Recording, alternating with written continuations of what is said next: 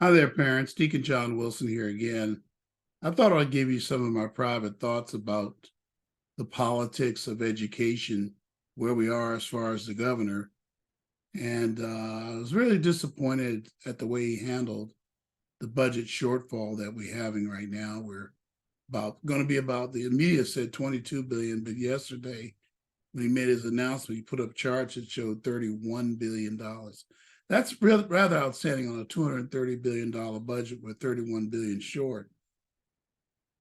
It's a little surprising because the last 2 years, during COVID, we were flush with cash. I don't know what has happened with that revenue, but we'll never know. We were positive for 3 straight years, and then all of a sudden we're back 31 billion in debt.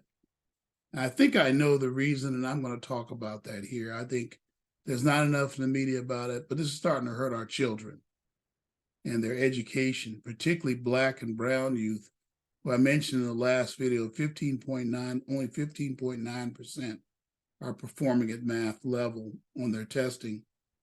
And a lot of them are failing math. And it's astounding that we're pulling money away from programs that are going to benefit those students in their schools. And those schools historically have needed more revenue, and we're pulling money away. And we're shifting around $4 billion. And, I'll show you in the article here.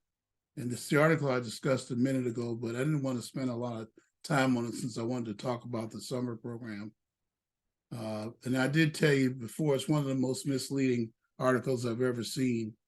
Funding for schools, community colleges will be $4 billion less. Now, how do they actually do that is very interesting. Again, I'll put the link to this down below again. In his May budget revision 23-24, Newsom presented Friday, this is last Friday, school districts and community colleges received $106.8 billion. That's $4 billion less.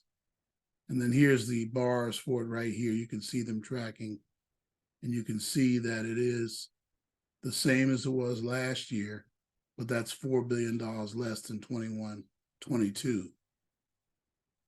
This included an additional $2.5 billion of block grant for art and music. That's true. But then when you go down in the article a little further, you learn that the reasons why the budget is short.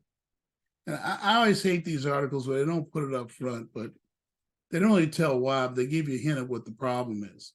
The problem is the state revenues are plummeting.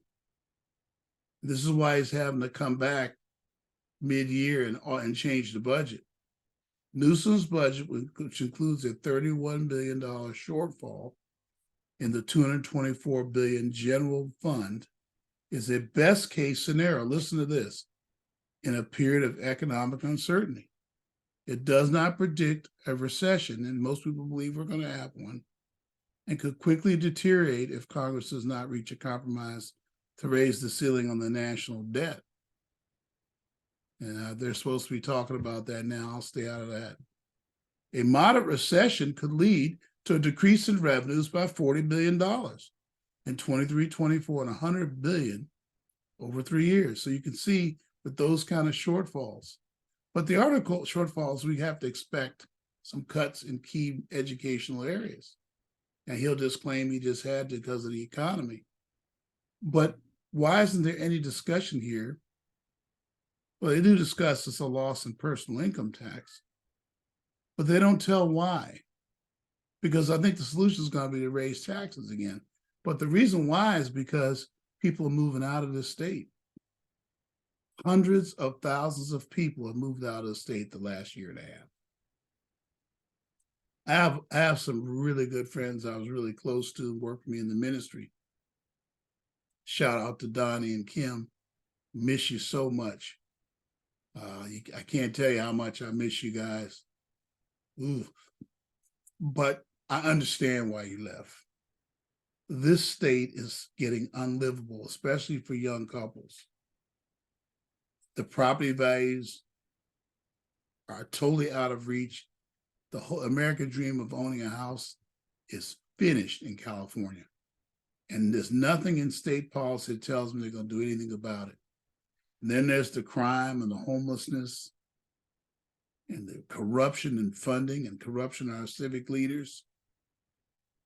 And then all of these crazy laws that are being passed that are starting to attack our children and for their gender and gender transformation and strange race theories in the classroom. And a lot of people just had enough. They're leaving the state. A lot of people in our neighborhood have been leaving the state. I was just talking to my neighbor about it.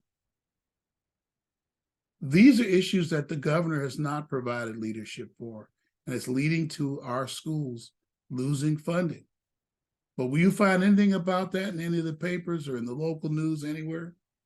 You'll see some things about people leaving the state, but never is it equated to this loss in personal income tax. Now, I haven't even mentioned the corporations that have left the state, taking billions of dollars with them. Amazon and Tesla, and a lot of y'all hate Elon Musk. You're glad he went, but that was a lot of tax revenue that left the state. A lot of people left the state and moved away from the state. Toyota. There are major manufacturers and companies that have left the state. Northrop Grumman. And you combine that with the losses and people leaving the state, who you may know some yourself, they're moving to Texas and Idaho and Florida and states where there's more freedom and less taxation. Some cases, no taxation. I really question the leadership of the governor when I see this. I really do question that. You go down here to the very end of the article, I get actually angry. I'll try to control myself. But here you go. The budget noted that while 47% of all students meet the standards in English, that's not too good. Only 30% of African-American students meet or exceed the standard. The math is pretty bad too. 33% overall, with only 15.9%. I mean, we shouldn't be shouting about 33%. Only 1/3 of our students meet the. What does this mean for the future of STEM and of this country nationwide? When math students are not meeting math standard. Over in China, I hear 70% of the students are at standard. I don't think the next war is going to be guns and bullets sometimes. I think it's going to be technology. Only 15.9% of Black students exceed the standard, meet or exceed the standards in math. Now, how is that equitable? I have a question for the governor. How is that equitable in an anti-racist policy to pull money away from those schools, which it explains down here? How is that equitable at all when we see that happening? I'll include this article down below, a link to it. But how is that equitable? You like the word equity so much. How anti-racist is that to pull money away or even not be increasing the funding? Some article I read said, well, we give more money, it doesn't do anything because the teachers, don't want to do anything in the summer or after school. We have community-based organizations, like us, that are willing to do that work. Private citizens are willing to do that work to get these students back up to standard. Come on. I'm just appalled by all this. No discussion of that, how we're losing people in the state and how the money should be spent more wisely. But you know why they're not spent more wisely? Because the leadership of the teachers' unions want to come to the teachers, and teachers can't do it all.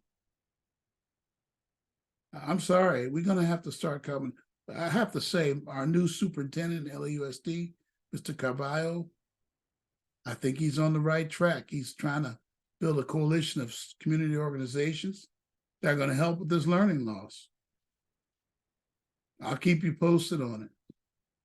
But I just wanted to make sure I was clear about that article and about where we are and why our state is in such a jam with math and language arts, why our students are so far behind, particularly in our inner cities, LA, Oakland, San Francisco, where they're struggling with not wanting to teach math, algebra until 9th grade. Culver City and cutting out classes and things. And this is hurting our students. I'm praying for our students. It's my prayer that things get better, that we ask God to bless our schools, because it is really not fair to these students. And they yell and scream about equity for Black and brown students. I don't believe it at all. I don't believe that's part of it at all. Governor went right to that. All right. God bless you all. Sorry I couldn't be more cheerful about it, but I wanted to tell you the truth about where we are. But why don't you commit now to put your student in our Summer Algebra Institute and build their math, and so they won't be one of the 15.9%. God bless you. Bye-bye now.